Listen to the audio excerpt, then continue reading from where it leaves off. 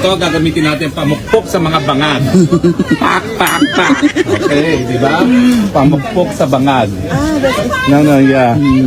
Pamukpok daw po sa mga bangag. Sino kayo yung mga bangag na tinutukoy ni Senator Harry Roque?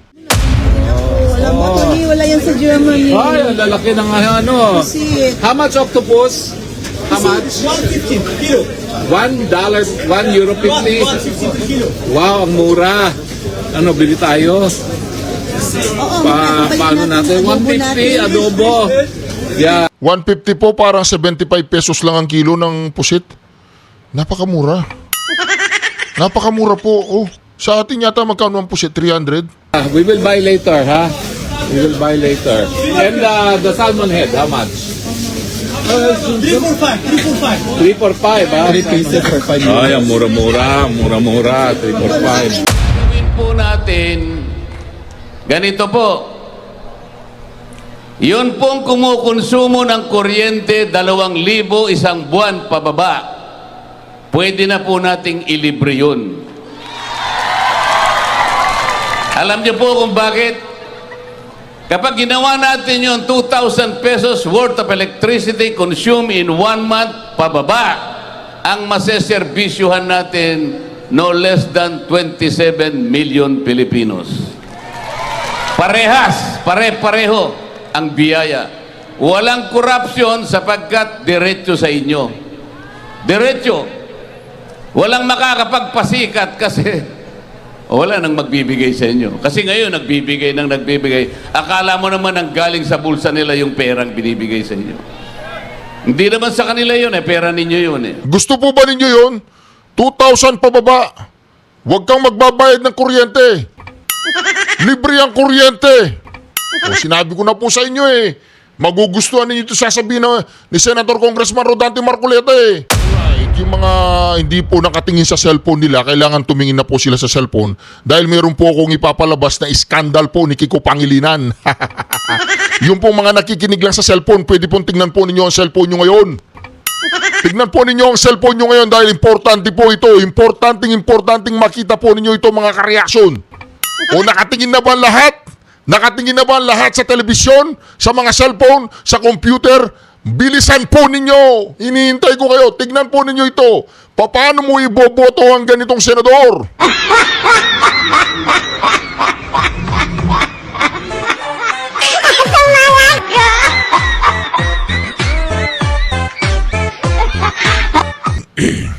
Kaya tinatawag ang Kiko Matsin Magaling kang magpanggap Mantakin mo yan. Pinapakita mo sa taong bayan na ikaw ay makamasa. Na ikaw ay pwede, ikaw ay cowboy. Katulad ng Pangulong Duterte. Walang yakagi ko Pangilinan, kunyari inihigop mo ang sabaw. Hindi mo man lang tinikman ang sabaw, pinapakita mo sa mga tao na ikaw ay isang cowboy. Tapos ang iyong slogan sa mga kalsada, nababasa ko, hello pagkain. Di ba ganyan po kaliit ang tingin ni Kiko Pangilinan sa mga tao? Nabasa ko po sa daan. Ang kanyang slogan is, hello pagkain. Mantakin mo yung Kiko Pangilinan. Oo, ayan Oh, di ba? Ayan. Oh, nakita nyo na po mga kareaksyon. Ganyan po ang style ng mga altas sa syudad. By the way, mag-i-intro muna ako. Reaction TVPS, reaction. Napakaganda po ng mga pag-uusapan natin ngayong mga kareaksyon Mantakin po ninyo, si Kiko Pangilinan umihigop ng sabaw, kaluluwa ng sabaw. Mantakin mo yan, Kiko Pangilinan. Hindi ka nahiya sa sarili mo. Ginagawa mo sa kapwa mo yan. Binubudol mo sila. At pagkahigop ng sabaw, ang sabi mo, ang sarap, ang init. Hindi mo naman inigop. Hindi mo naman tinikman. Di ba? Mantakin po ninyo yan. Si Kiko Pangilinan po yan mga kareaksyon. Tumatakbo pong konsyal ng barangay.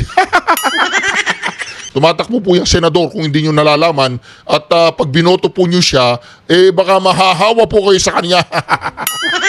Mantakin mo yan, Kiko Pangilinan. Walang hiya ka. Hindi ka nahiya sa sambayan ng Pilipino. Pambubudol po yan, putangin ng... Pasensya na po, napamura ko. Napamura ako, hindi ko minumura si Kiko Pangilinan. Napamura ako dun sa sabaw. Baka hindi masarap. Oh, di ba mga kareaksyon? Sige, iboto nyo. Iboto nyo yan. By the way mga kareaksyon, napakaganda po ng mga pag-uusapan natin ngayon. At yung sabaw na inihigop ni Kiko Pangilinan, ayaw ko ng pag-usapan yan, palagay ko. Yung sabaw na yan ay lasang medyas. Kaya ayaw higupin ni Kiko Pangilinan. Baka amoy medyas. Hoy, sa susunod pag pinakain nyo siya, yung amoy na mga amoy na medyas pero yung 10 araw na hindi pinapalitan. Ito po mga kareaksyon ng pag-uusapan natin ngayon. Hintayin po ninyo, meron pong sasabihin si Senator Congressman Rodante Marcoleta. Hintayin po ninyo sa video na ito na kung saan mga kareaksyon, hindi magugustuhan ni Romualdez, hindi magugustuhan ni BBM, at hindi magugustuhan na lahat ng mga kapanalig ng mga, alam nyo na. Ito po, pero bago po tayo tumungo doon, ito muna. Natatakot yung mga business community dahil po sa kidnapping nito kasi this is very unique. Hindi lang kidnapping, binayaran na, pinatay pa. Ito ang ayaw namin.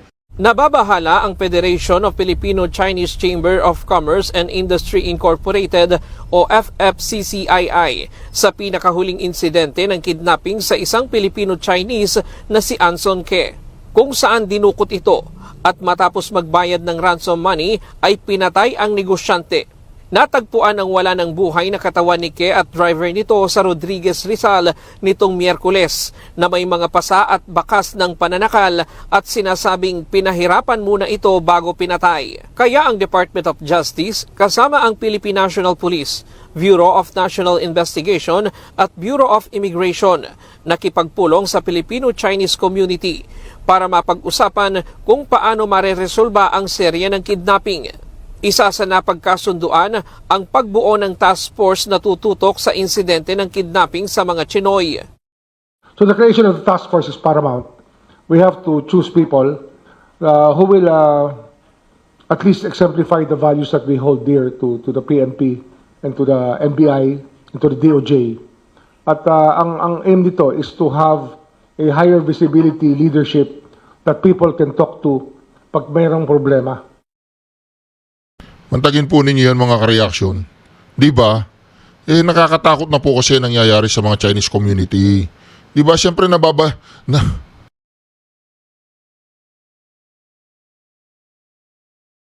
Excuse me. Naaching ako. Nakakatakot na po mga kareaksyon ang nangyayaring yan mga kareaksyon. Sa mga Filipino-Chinese community, mga kareaksyon, mantagin po ninyo. Nababalitaan po yan ng mainland China. Di ba? Kaya mayroon naman ako nakakausap ng mga kaibigan ko na sinasabi nila, ito kaya ang paraan para palayasin ng mga Chinese sa Pilipinas. Wag naman sana kasi mga kareaksyon, malaki po ang ambag ng mga Filipino-Chinese sa ating bayan. Mga komersyante po yan.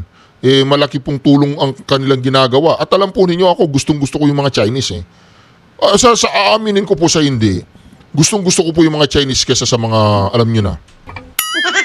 Kasi sila, purely business. Purely, wala pong halong ini-impose nila yung kanilang kultura sa atin. Pero makikita mo sa buong mundo, lahat ng bansa mayroong Chinatown. Di ba mga kareaksyon? Pero dito, ang malaking katanungan, sino kaya ang mga sindikatong ito? Sino kaya? Di ba? Sila ba'y mga kaibigan nila? Mga Chinese din? Sila ba'y mga pulis? Sila ba'y mga militar? Sila ba'y mga sindikato? Sila ba'y mga politisyan? Wala pong nakakaalam kung sino Kasi mga kareaksyon, batay po sa datos na sinabi ni Senator Villanueva ay from 2017 daw po until 2017 o 2022, ang per year yata ng kidnapping 14 kidnapping per year. Ngayon daw po umaabot na ng 34. Ngayon 2024, 34 daw po. Ngayon 2025 nako.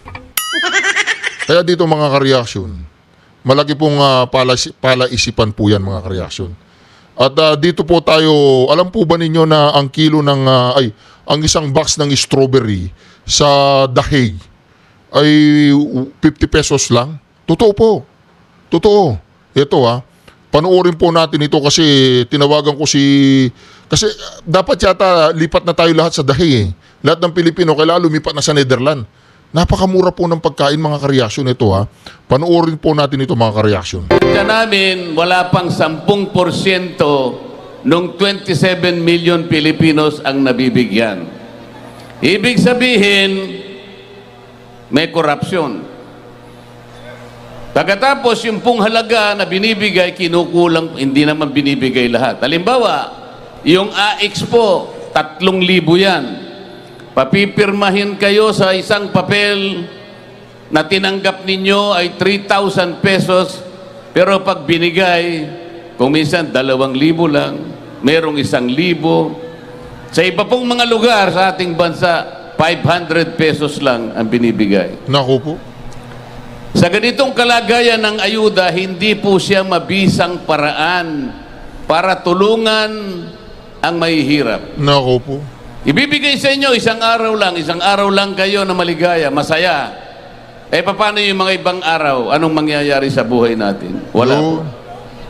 Hindi po yan tool para i-alleviate ang kahirapan sa ating bansa. Alam po ninyo, ang pinakamabuting gawin namin, kapag nanalo po ang PDP laban, alisin po natin yung mga ayuda na yan. Ayaw pumalakpak ng mga tao. Sabi nila, Senator Congressman Rodante Marcoleta, bakit mo sinabi yan? Kailangan po nating alisin ang mga ayuda na yan para makagawa po tayo ng magagandang infrastructure project na mas pang matagalang magagamit ng mga Pilipino. Dapat ganun po ang mentalidad natin. Ang gagawin po natin, ganito po. Yun pong kumukonsumo ng kuryente 2,000 isang buwan pababa. Pwede na po nating ilibre yun. Alam niyo po kung bakit? Kapag ginawa natin yung 2,000 pesos worth of electricity consumed in 1 month pababa, ang maseserbisyuhan natin no less than 27 million Filipinos. Pare-pareho ang biyaya. Walang korupsyon sapagkat diretso sa inyo. Diretso. Walang makakapagpasikat kasi wala nang magbibigay sa inyo. Kasi ngayon, nagbibigay. Akala mo naman ang galing sa bulsa nila yung perang binibigay sa inyo. Hindi naman sa kanila yun pera ninyo yun Gusto po ba ninyo yun? 2,000 pababa. Huwag kang magbabayad ng kuryente. Libre ang kuryente. Sinabi ko na po sa inyo Magugustuhan ninyo ito sasabihin ni Senator Congressman Rodante Marcoleta Meron pa. Maghintay pa po kayo. Marami pa siyang sasabihin dito na talagang magugustuhan po ng lahat ng nakikinig sa oras na ito. Ito po. Tuloy-tuloy na po ito. Sa ngayon, bago mag-eleksyon, marami ang magbibigay sa inyo. Total, nandyan na yan. Kunin ninyo. O kayong magpapasalamat sa kanila dahil pera po ninyo yan. Yun! Pagkabigay sa inyo, tingnan nyo sila sa mga mata nila. Bakit ito lang po? Nasaan po yung interest? Ang tagal na po ninyong... Ang tagal na po, ngayon nyo lang binibigay. Dapat ganun po ang inyong gawin. Yun. Huwag po kayong masisilaw. Huwag po kayong palilin lang. Kasi baka sakali, magkamali kayo, pagka tinanggap nyo yon, akala nabili ang boto nyo. Hindi po, sa inyo po yung pera na yon. Napakahirap po ng ating buhay ngayon. Ang presyo ng bilihin ngayon, napakataas na. Mantakin po ninyo, tatanggalin niya yung ayuda, tatanggalin niya yung IX, AKA, pero yung mga electricity na kumukonsumo ng 2,000 pababa ay libre. Naku. Hindi po magugustuhan ni Tambayan, ni BBM, tsaka ng Hindi po nila magugustuhan yan. Bakit? Hindi ko alam. Alam po ninyo yan, bakit ayaw nila yan. Maganda po yung 2,000 pesos pababa, libre lahat. Lalo na po yung pagkain. Tingnan niyo po yung nag-survey last month. Ang sabi po sa survey, 27% ng ating mamamayan ay nakaka-experience ng gutom. 27%. Napakataas po niyan. Sa bilang po natin na 119 million Filipinos today, ang 1% lang na nakakaramdam ng gutom, mahirap na po yun. Mataas na yun. Pero 27%. Bakit po ganito ang nangyayari? Sapagkat ang corruption sa ating bansa masyadong mataas na. Meron pong lalapit sa inyo ng mga ibang senatoriables. Hindi namin sila kasama. Ang mga kasama ko po ay itong nandito sa likod ko. Pero merong isang team na lalapit sa inyo. Anong pangalan po nung team? Ano po? Anong pangalan nung team nila? Bahala na po kayo kung anong pangalan nila. May nagsasabing timbangag. May nagsasabing... Hindi, naririnig ko lang, you know. Sabi ni Senator Congressman Rodante Marcoleta, bahala na po kayo. Ang importante po, sila, hindi nila ipaliliwanag sa inyo ito kung bakit ganito ang nararamdaman natin ngayon. Bakit ganito kahirap ang ating bansa. Wala isa man sa kanila ang magpapaliwanag sa inyo kung bakit nagkaganito ang buhay natin. At yung team na yon, gusto nila matanggal ang Vice President. Gusto nyo ba matanggal ang Vice President? Hindi! Pero tatanggalin nila kapag sila po ay mas maraming nakuhang boto kesa sa amin. Tandaan po ninyo, isasabihin namin sa gabing ito. Talagang tatanggalin nila ang Vice President. Isa lang paraan para mapigilan natin ang kanilang binabalak. Huwag ninyo silang iboto. Yung team na yun, ayaw na nilang makauwi si Tatay Digong dito sa ating bansa. Gusto nyo ba yun? Mahina. Gusto nyo ba yun? Pero sila gusto nila yun. Pero mayroong isang team pipigilan yung kanilang kagustuhan, PDP laban. Ang PDP laban lamang po ang magtatama sa maraming mali na nangyayari sa ating bansa. Nagkakawatak-watak na naman po tayo bilang isang Pilipino. Naku po. Kawawa ang bansa natin. Walang isang bansa na susulong kapag ka ang mamamayan ay watak-watak. Kinikilabutan po ako mga kareaksyon, pinakikinggan ko si Senator Congressman Rodante Marcoleta. Kinikilabutan ako dahil naisip ko na wala siya sa mga survey, tapos magna-number 1 siya. Kapag nangyari po yun, na wala sa survey, si Senator Congressman Rodante Marcoleta, at nag-number 1 siya, kahit hindi number 1, number 2, number 3, number 4, number 5, pag napunta po siya sa top 5, at wala siya sa mga survey, lahat po ng mga survey na yan, magsasara yan. Dahil wala nang maniniwala sa kanila. Naniniwala po ba kayo dun? Lagi pong wala sa survey yan sa Magic 12 eh. O di ba? Pero lahat ng tao sa Pilipinas gusto siya. Imposibleng hindi yan mananalo. Yun ang gusto nilang mangyari. Bakit mo tatanggalin ang Vice President wala sang kasalanan? Bakit mo dadakpin yung dating Pangulo wala sang kasalanan? Dahil ba merong namatay? Palagay na natin may namatay nga na marami. Dahil ba doon kahatulan ang dating Pangulo at dadalhin pa sa ibang bansa? Bakit? Wala ba tayong hostisa sa ating bansa? Yun! Meron. Bakit mo hahatulan yung programa na ginawa ng dating Pangulo ng Republika sa base sa bilang ng namatay? Yun! Bakit hindi mo hatulan ng isang programa na ginawa base sa maraming buhay na kanyang naisalba? Ang galing! Ang galing! Sa maraming pamilya na kanyang nadepensahan? Yun! Maraming namatay, okay lang yun. Bakit? Sapagkat yung mga napatay ay hindi naman gagawa ng mabuti. Sila'y nagbebenta ng droga. Sila ang gumagawa ng droga. Silang nagkakalat ng droga. Ang sabi ng Pangulong Digong, hindi ko papayagan ito sapagkat masisira ang pagkatao ng isang mamamayan. Masisira ang pamilya. masisira ang lipunan. Yun. Bilang Pangulo, pananagutan niya na depensahan, proteksyonan Tama. ang kapakanan ng lahat ng Pilipino. Tama. Yun ang kanyang ginawa. Tama. At marami po ang nakinabang doon. Doon mo dapat hatulan ang programa sa bilang ng milyon-milyon na nakinabang sa programa sa ilalim ng War on Drugs ni Pangulong Duterte.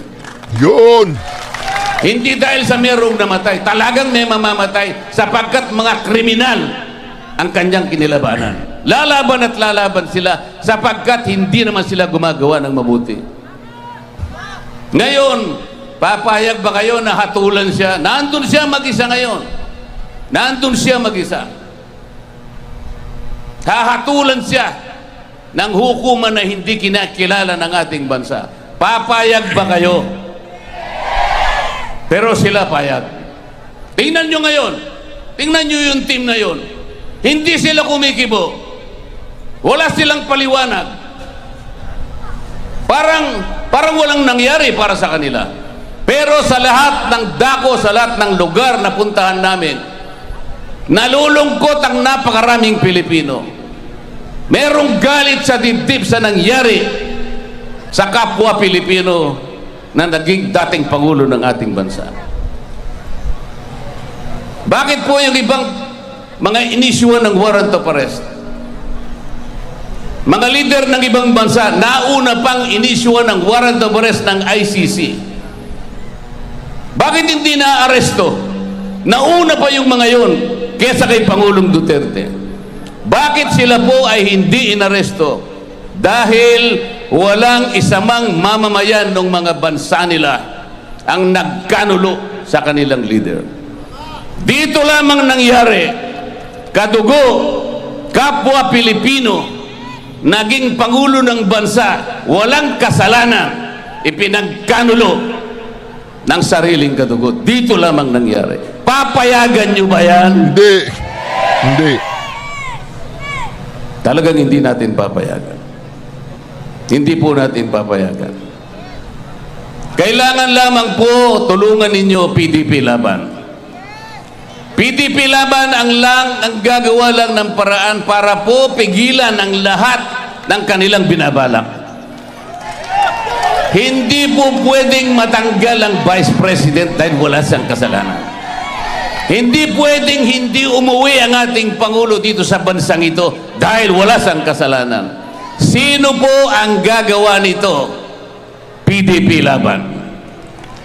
Nagkakaintindihan po ba tayo?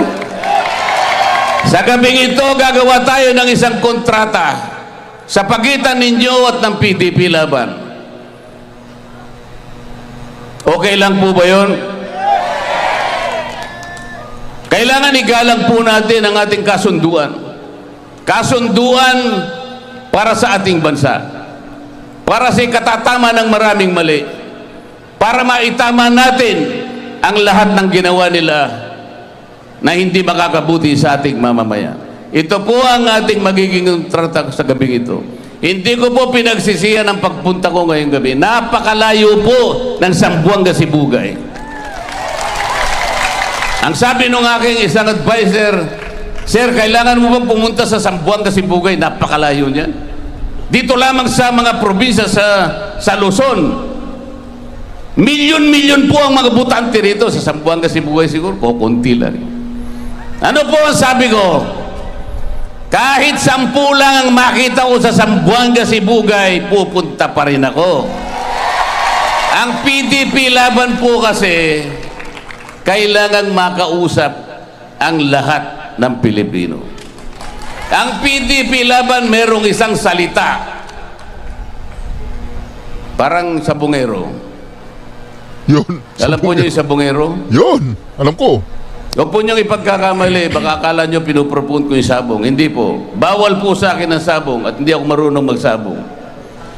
Pero yung sabongero, meron pong isang ugali.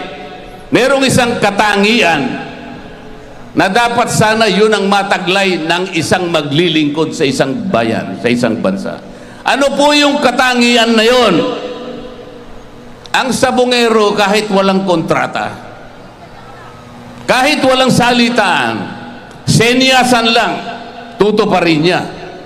Alam niyo po yung mga senyas, hindi ba? O, senyas lang. Ganyan. Kaya ganyan lang. Senyas lang, nagkakaintindihan na. Senyas lang. Senyas lang. Pero dito sa ating bansa, o may nagsabi, gagawin kong 20 piso ang 1 kilo ng bigas. Nangyari.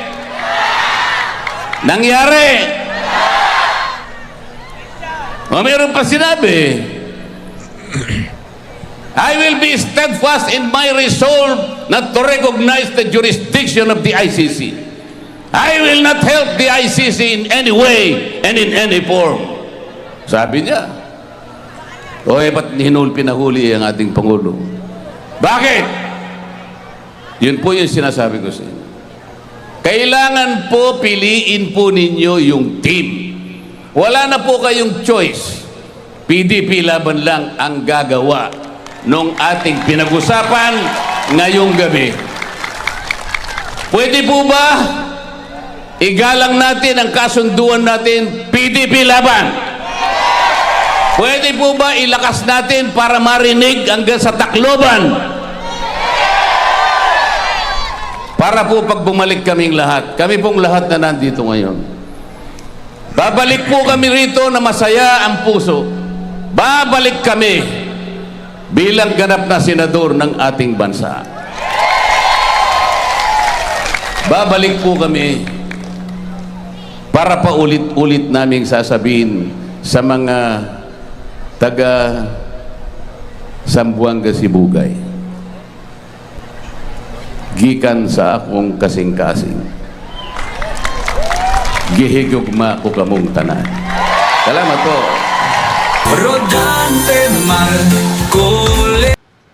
Narinig po ba ninyo yun? Sabi niya, merong nangako ng 20 pesos na bigas. Nangyari ba? Excuse me po. Merong nangako na hindi makikipagtulungan sa ICC. Nakipagtulungan sa ICC. Ang ibig po sabihin nun, wala pong isang salita si Bongbong Marcos. Kaya mas bilib pa nga po si Senator Rondante Marcoleta sa mga sabungero kesa po dyan kay Bongbong Marcos. Kaya mga kareaksyon, mantagin po ninyo yon. Ang dami pong sinabi ni Senator Congressman Rondante Marcoleta, 22,000 pababa ng electrical bill. Libre! Libre daw! Kasi siya yung nagsulat ng batas na yun. Kailangan may patupad. Ng Sabado. So, anong gagawin sa Dahig? Pumunta ng palengke. Itong Hagsi Market, ang pinakamalaking palengke sa buong Europe. Para siyang Chatuchak Market din sa Bangkok. Mantakin mo bang meron Chatuchak Market dito sa Europe, no? Pero ang bibilin ko lang, bacalao. Kasi tradisyon ng pamilya ko, na tuwing Semana Santa, kumakain kami ng bacalao.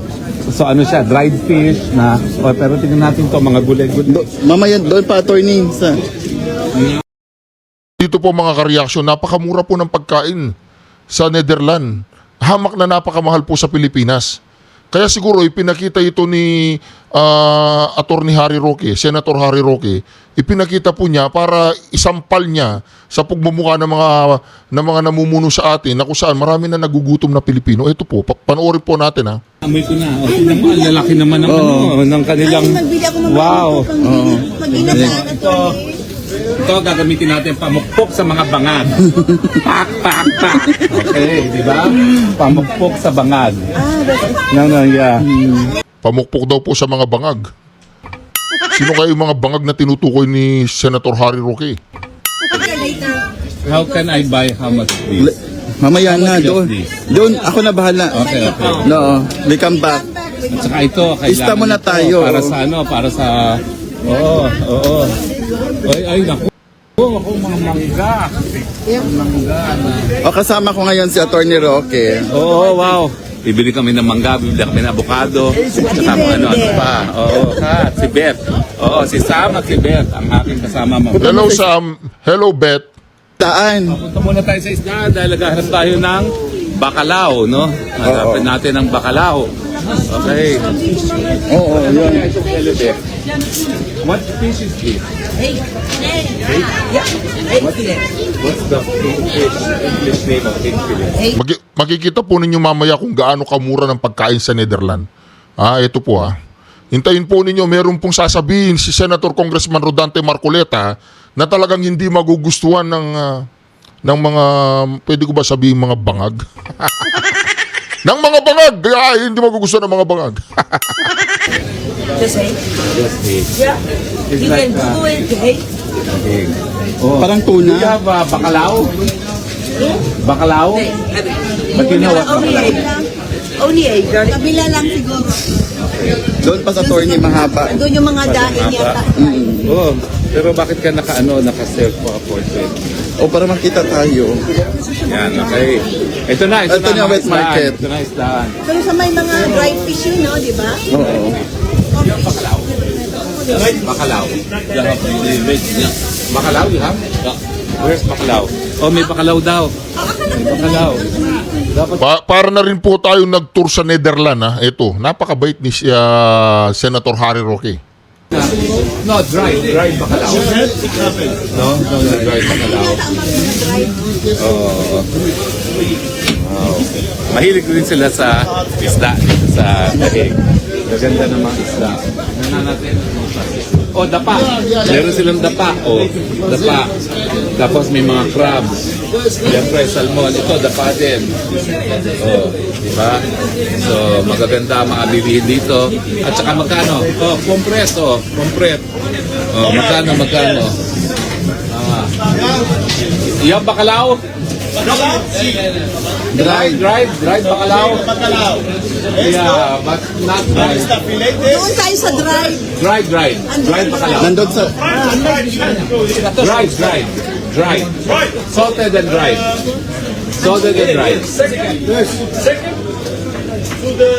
Second to the left over there. Okay. There daw. Second to the left. Okay, thank you. Zoom daw second to the left daw I don't know. This how much kilo? 1750 a kilo. Ano ba, pabalik na. Lobsters, how much? 25 a kilo. Cheap price. Napakamura po, no? Lobster, 25 po, bali 1,200 ang lobster. Oh, mura pa rin. Ito muna natin. Kunin na muna natin yung dried. Nakakaloka dito, no? Ganda-ganda pala dito. Ang ganda-ganda dito. Ang sarap-sarap. Parang nasa Pilipinas din ako. Sagana kasi yung tipo dito. Oy, tingnan nyo. Salmon ulo, panigang, nalalagyan ng miso, di ba? Panigang. Alam mo, nag-enjoy din ako. Alam mo, Tony, wala yan sa Germany. Ay, ang lalaki ng Kasi, How much octopus? How much? 150 kilo. $1, €1.50. 150 kilo. Wow, ang mura. Ano, bili tayo? Paano natin? 150, adobo. Yeah. 150 po, parang 75 pesos lang ang kilo ng pusit. Napakamura. Napakamura po. Oh, sa atin yata magkano ang pusit? 300? We will buy later, ha? We will buy later. And the salmon head, how much? 345. 345, ha? 3 pieces for 5 euros. Ay, ang mura-mura. Mura-mura. 345. hindi kasi, 3 euro for Yan. Napakamura po ng pagkain. Ito wholesale na yan. Yung nakalagay sa bulky, yan na yung bibilhin mo. Yan. Sa wet market kami, kasama ko sa Attorney Roque. How much the smoked fish? Oh, this one 3 euro one piece. 1 kilo, how much? One piece. 3 euro. 1 piece. Oh, yung tinapa nila, 3 euros. Pwede na yan, 150, no? Nagko-convert po si Senator Harry Roque, parang ako pag nagsha-shopping nagko-convert. Dapat hindi nagko-convert. Bibili kami, tiro mo, 150 a kilo ng pusit, 1 euro 50. Ano ba yan? Oh, 75 pesos lang po yun ang kilo ng pusit. 150, napakamura po ng pagkain dyan sa Netherlands. Panoorin po ninyo, marami po kayong makikita dito na talaga naman. Mabibigla kayo, maiinggit po tayo. Lipat na tayo ng Netherlands, napakamura ng bilihin. Nako. Kailangan mga Pilipino dito na tumira sa dahig para maubos ang kanilang pusit. O, di ba? O, ito. Enjoy ako talaga dito. 2 kilos. O, pa. 2 years. How much this? 12 euro 50. 1 kilo, 12.50. Ikutin sa natin. Ba't mahal na yan dyan? Oo, depende kasi yan. Ito, dapa. Yung dapa. Oh. Okay, hanapin na natin yung daing. Doon daw. Mahal po yung shellfish. Kasi shellfish eh. Ligado tayo. Andun yung mga daing. Dito mabili. You have ano? Oh, ito. You have look. Dried fish. Dried fish. Dried. Is this tang? Is this tang? How much? 10 euro kilo. Kano bang 10 euros? Oo. Magkano? 500 pesos lang kilo ng dila. Mura pa rin no? Murat. 500 pesos per kilo ng dila ng baka, murang-mura yan. Aba, mura ha. Oh, pagkano mong to? Medyo mahal yan, siyempre. Oxtail yan eh. How much your oxtail? Mahal yan. Medyo mahal ha. Siyempre, isa lang kasi ang tail ng baka eh. Napakasarap yan, in demand pa yan. Mahal talaga ang parte ng baka yung oxtail. Ayun. Buntot po ng baka yun eh. Good. Yeah. Balon-baluna, no? Alam mo, nakakatawa mga Dutch, parang Pilipino rin, kumakain ng balon-baluna, kumakain ng dila, kumakain ng laman loob, saka lechon manok, no? Oo. Yan, gulay naman sa kabila. Gulay naman doon. Puntahan mo natin yung sinasabi yung Ang hinahanap ko dito talaga, yung bacalao. bakalao.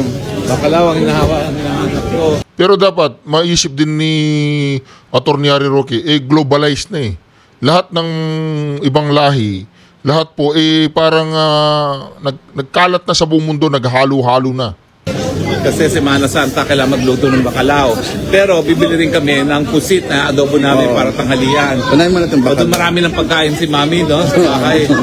Kasi tinitiran ko, caterer, meron siyang catering ngayon, 5 putahe. Di 5 putahe rin ang aming tanghalian. Ito ang mga prutas na uuwi ko. Mga prutas uuwi ko. Ano nga sinabi yung... Dito daw. Dito po daw.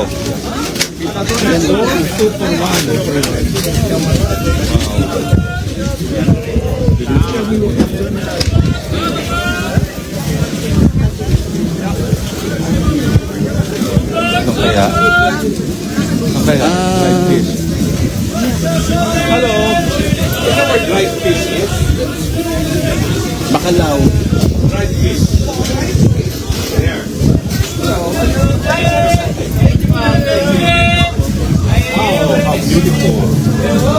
How much is this one box? 5 euros.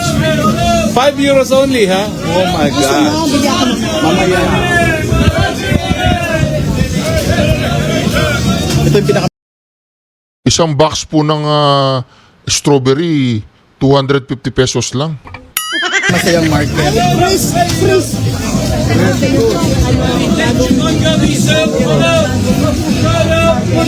Baka dito, attorney, dito yun. Yung mga dried fish. Nag-enjoy ako dito. Ay, naku, napakasaya dito, mga kaibigan. Sana ang mamarket natin sa Pilipinas ganitong kasaya din. Pero, parang ito naman, ng bacalao. Bacalao! This is bacalao, na? Ayan, bacalao. Uy, ba't iba-iba ang itsura? Mayroong cut na. Ito. 3, 4, 12.50. Ito, 12 siya. 12.50 euros. May bacalao din na ganito do. Hindi, pero ganito talaga yung binibili. Ma'am, how much is this? This is bacalao, no? Okay, for Holy Week, no? For Holy Week, no? Okay. 12.50. This is 12.50. Wow, very expensive, but okay. Talaga?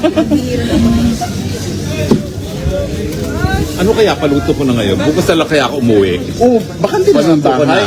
Oo. Paluto ko na kay Bacalao para may baon na akong Bacalao, no? Kasi na That's it, ha? wala naman tao sa bahay. Thank you, ha? Thank you.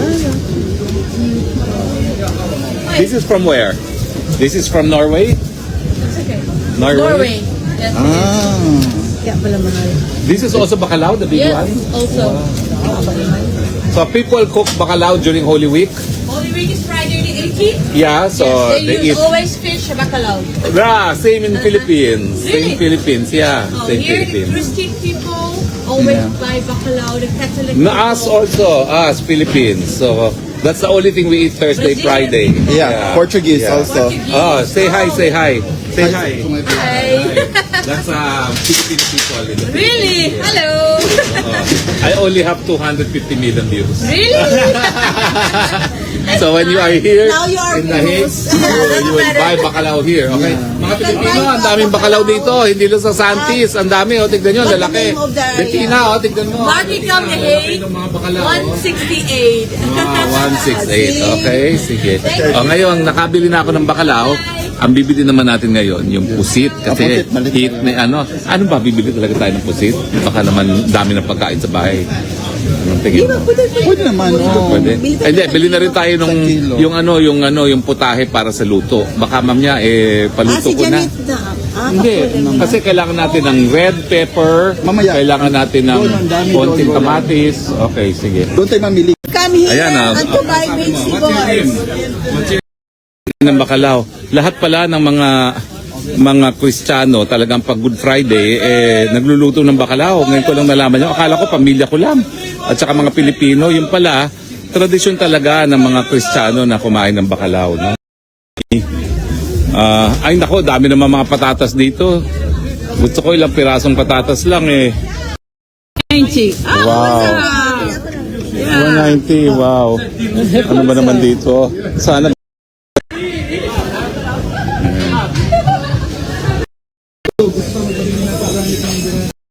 Iba kaya yung ano nila, yung feeling dito. Di ba Baka ano yan sila? alam na nila. Anyway mga kareaksyon, maraming salamat muli sa pagsama ninyo sa ating napakaganda reaction video na ito.